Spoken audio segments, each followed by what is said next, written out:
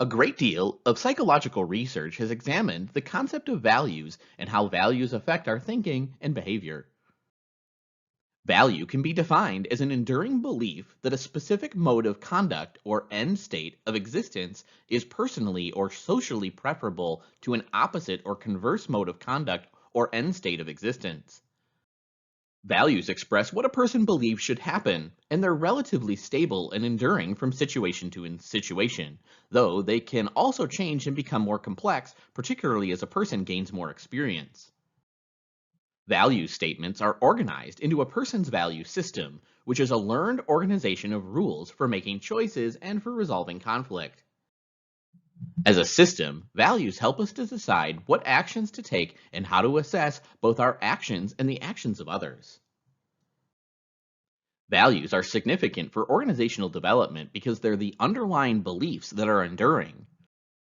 Values have been part of the field since its founding, and they have held up an important place in the practice of OD, so the field has been somewhat divisively referred to as a religious movement.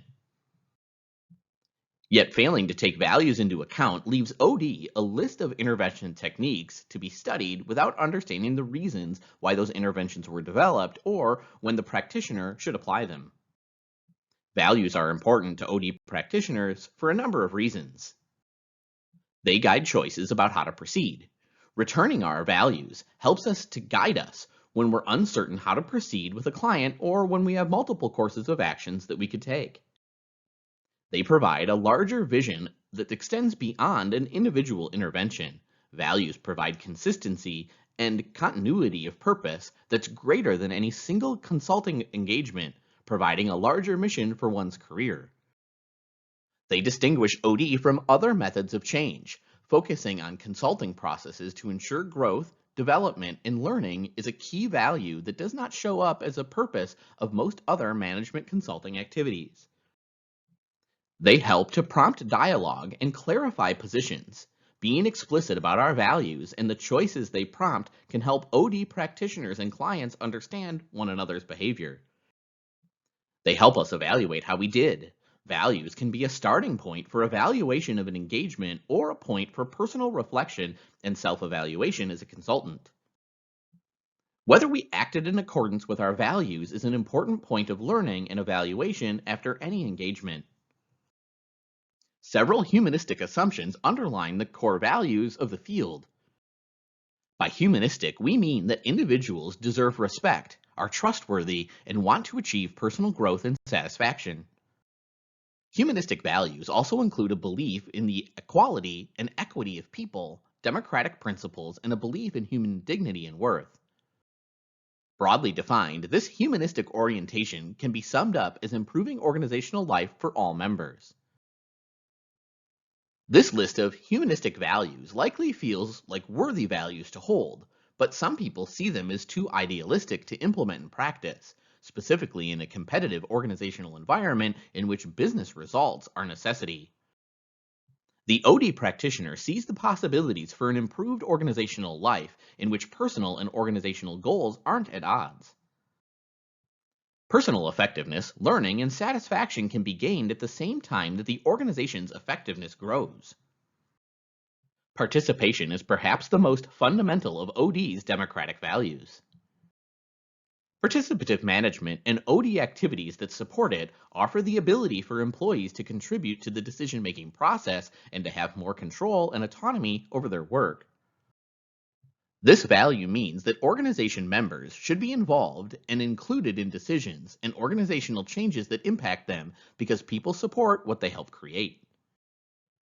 The essence of OD is that change in human systems will not come about without the active involvement of the members of the system who will undergo the change. Change in this respect is not imposed on a group or demanded of an individual. Instead, the practitioner's charge is to help the organization manage the change that it seeks to create, transitioning ownership to organizational members. Creating occasions for participation in decision-making means giving employees a choice to contribute, but stops short of mandating it. Providing opportunities for involvement does not necessarily mean that all organizational members will be enthusiastic about the outcome, but it does mean that they've had an opportunity to express an opinion and potentially to shape it. Participation is not, however, a silver bullet to eliminate all organizational problems. Participation can be difficult to achieve in many organizations where members feel suspicious of being asked to step outside of long held hierarchical patterns or don't feel comfortable expressing an opposing view.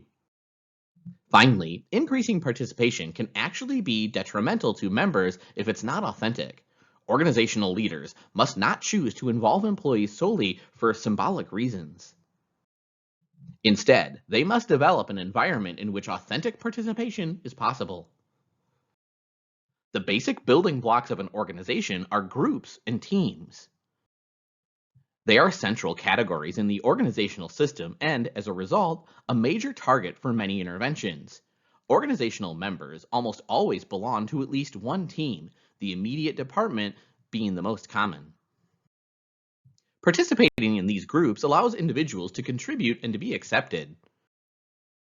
These groups both reflect and affect the larger organization's functioning, since the successful functioning of finance, marketing, or sales affects other departments that depend on them. Because of their prevalence and importance, skills at understanding and facilitating groups and teams are essential for the management of change, and paying attention to the health of groups and teams is a key value in organizational development. In addition to formal groups and teams, individuals are also members of informal groups of colleagues, friends, and associates, often from multiple departments, that exert a powerful impact on an individual's behavior. Formal and informal group norms and cultural beliefs of groups comprise the unwritten code of behavior, and these codes are taught to new members. Understanding these norms and codes will tell individuals how to behave. The value that differentiates organizational development from most other management is its emphasis on growth. Think about your skills and attitude compared to what they were 5 or 10 years ago. In a small or perhaps more significant way, you're likely to be different. You've learned from mistakes or perhaps changed a belief based on experience. In organizational settings, people are no different. They are, and the organization itself is in process, meaning that we see people and organizations as constantly evolving and changing. For OD consultants, this value implies that we choose not to give up on a person or a group during challenging times, instead finding ways to help them grow and develop. This runs counter to the notion that unsuccessful people should be terminated and unsuccessful departments should be disbanded. Instead, it means understanding the factors inhibiting success and providing opportunities for change. Ideally, this learning process will become ingrained into the organization itself. Recognizing and valuing a person as a whole person means 3 things. Often, a person who's been in a job for any length of time can become typecast by a professional category, as an accountant, a marketing person, a receptionist, a manufacturing line employee, and so on. Consequently, work assignments and problems are brought to that person in accordance with people's existing labels for them and assumptions about professional knowledge and interest. People also want variety, or perhaps may be interested in a career change, and organizations can structure opportunities to recognize organizational members' multiple interests and skills. It's also true that most people desire to make and are capable of making a higher level of contribution to the attainment of organizational goals than most organizational environments will permit. Organizations can provide support for learning, growth, and development that recognizes that people can make contributions beyond those for which they were originally hired. Second, recognizing organizational members as whole people respects their feelings as people. They may be enthusiastic about a recent success and deserve recognition, or they may be concerned about new expectations or policy. Finally, respecting the whole person means acknowledging and recognizing diversity and the benefits that individual differences bring to an organization. Many organizational practices have historically ignored or silenced alternative voices. The result has been that ideas and contributions from members with rich backgrounds and experiences have frequently not been heard or included. Recognizing the diverse identities of organizational members implies valuing the unique contributions of all. One of the major problems affecting organizational effectiveness is the amount of dysfunction energy expended. A key value in organizational development is the creation of healthy environments that promote collaboration rather than competition, with the assumption that a win win solution is both possible and more desirable than conflict. This does not mean that suppression of conflict is desired. In fact, the opposite is true.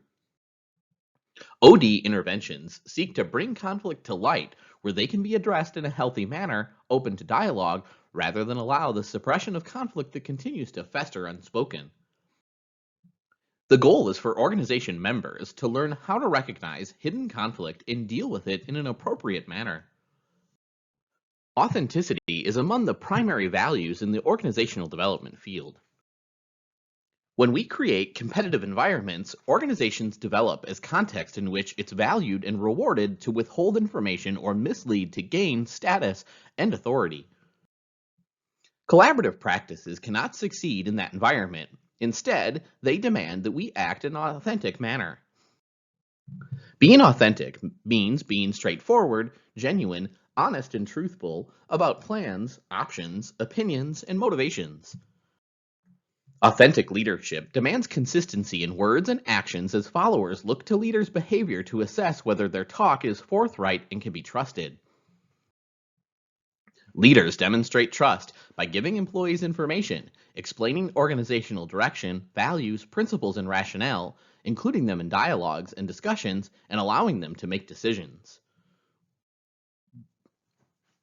Any consulting engagement or intervention strategy successfully modeling OD's core values can be seen as moving an organization towards these values rather than turning on one value and turning off another as you would a switch. This belief demonstrates the value of being in process, that organizations and individuals are continually growing. The humanistic roots of organizational development began as a field interested in individual growth and self-awareness. OD has always had theoretical, practical, and humanistic components, with focus on varying in one of these three areas at times in history. Recently, however, the movement towards organizational effectiveness has taken a greater hold in OD as practitioners are more frequently asked to consult on organizational-wide changes. Two surveys of OD practitioners, one in the early 1990s and the other in 2012, can provide some insight into how OD practitioners see the importance of values to their work. In the first of these, researchers noted that contemporary practice deals more frequently with bottom-line results, and that experiential activities for individuals and groups are no longer the mainstream of organizational development practice. In a follow-up survey 20 years later, researchers noted practitioners continue to be focused on business effectiveness, but to the detriment of humanistic values. Humanistic values, such as empowering employees, create openness of communication, promoting ownership and participation, and continuous learning, which all remain strong. Many observers have noted that if OD were to more significantly move away from its humanistic roots in favor of organizational efficiency and productivity, OD would be unrecognizable from its origins or as a distinct field. However, not all agree that a focus on business effectiveness is harmful to the field of OD. Some argue that humanistic values of OD have adapted to contemporary organizational challenges, and that's just another adaptation to needs. Implemented appropriately, humanistic concerns and business effectiveness need not always be contradictory objectives, since we must be concerned with both people being affected and the way in which we work. Ultimately, if the job of the OD practitioner is to assist the client in helping them achieve what they desire to, this can be done within the broad context of OD's core values and ethical beliefs. Achieving personal effectiveness and business outcomes are not always contradictory ends. There are tensions and challenges to the OD practitioner in holding the values of an organization. Whether the OD practitioner is an external consultant or internal colleague, it's easier to describe approaches to solving a problem than to engage in a philosophical statement about values to a potential client. OD practitioners find it tempting to quickly use favorite tools or the latest technique in an attempt to be cutting edge. The excitement may overshadow the values on which it's based or the necessity of implementing it in the first place. Speed and productivity are key values of business culture in the United States. Managers seek rapid solutions to immediate problems and want to be able to quantitatively prove the value of spending money on a consultant. A consultant who spends time with surveys, giving feedback, or facilitating meetings may appear to be producing very little and taking a long time to do so. This creates a tension between projecting one's own value and normative beliefs onto client organizations versus being only a facilitator for serving management interests. Academic research projects have pushed practitioners to see OD as techniques that resulted in certain outcomes. Ethics follow from values in guiding practitioners in how to implement and enact values. Ethical beliefs outline more and less desirable behaviors based on a set of underlying values.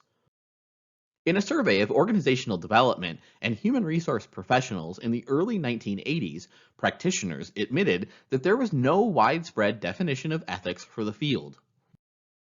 Several scholars collaborated on an early draft of a statement which was further revised.